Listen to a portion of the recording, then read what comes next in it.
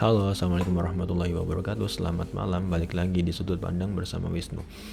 Oke, kali ini aku pengen cerita perihal rasa takut, rasa yang banyak orang alami dalam kehidupan ini yang bikin mereka nggak bisa maju, stuck, dan nggak bisa berkembang karena mereka takut duluan sebelum berperang. Untuk itu kita langsung masuk ke dalam videonya. Oh ya, sebelum itu kenalin, aku Wisnu, aku orang yang suka sharing tentang pengalaman dan juga mungkin kalau kalian pengen cerita bisa juga tulis cerita kalian di komentar di bawah ya. Kita masuk ke dalam videonya.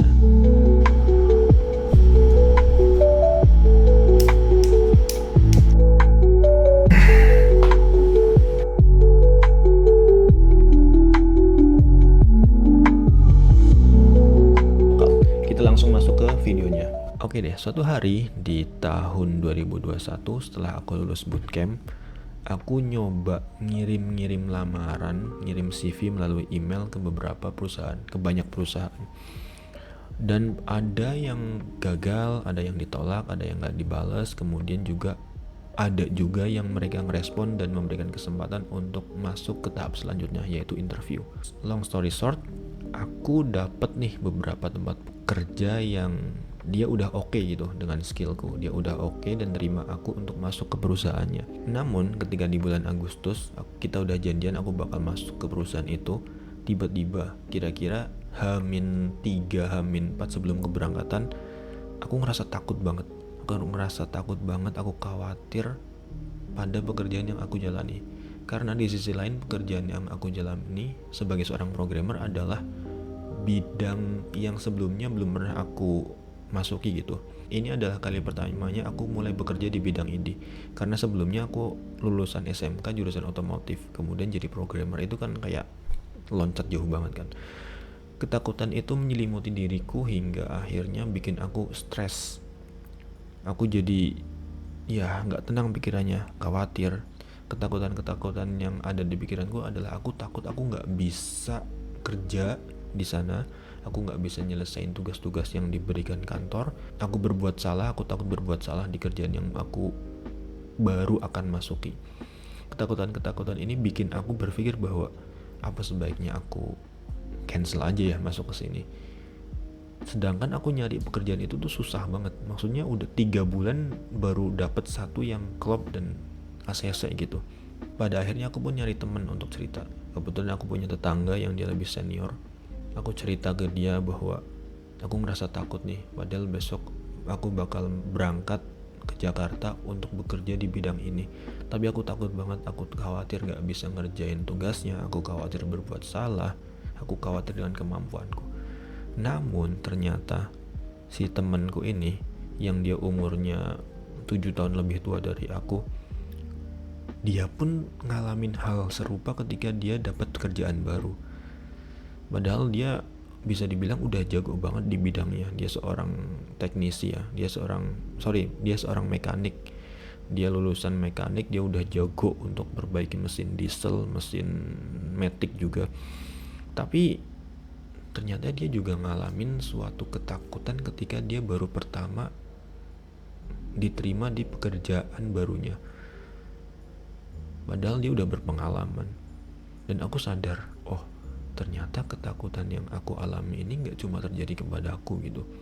Ternyata ketakutan ini juga terjadi kepada mereka, orang-orang yang bahkan udah senior, yang bahkan udah bener-bener terampil dan emang ahli di bidangnya. Mereka juga ternyata ada rasa takut itu gitu. Di situ aku mulai sadar, di situ aku mulai menerima ketakutan itu, dan aku mulai mencoba memasukkan pikiran-pikiran negatif ke diriku. Kayak misal, gak mungkin dong kalau emang aku gak kompeten di bidang ini, gak mungkin perusahaan ini nerima aku dan masukin aku ke perusahaannya. Salah satunya itu. Dan kalau misal mungkin nanti aku melakukan suatu kesalahan dalam prosesku di pekerjaan, itu suatu yang wajar gak sih? Namanya juga orang yang masih belajar. Namanya belajar gak apa-apa dong berbuat kesalahan. Dan pasti ada temen yang nanti bakal nolongin kok gitu. Dan setelah aku masukin pikiran-pikiran positif ke diriku dan setelah cerita dan sharing kepada temanku itu, aku mulai relax dan mulai berdamai dengan perasaan takutku, dan akhirnya aku berangkat.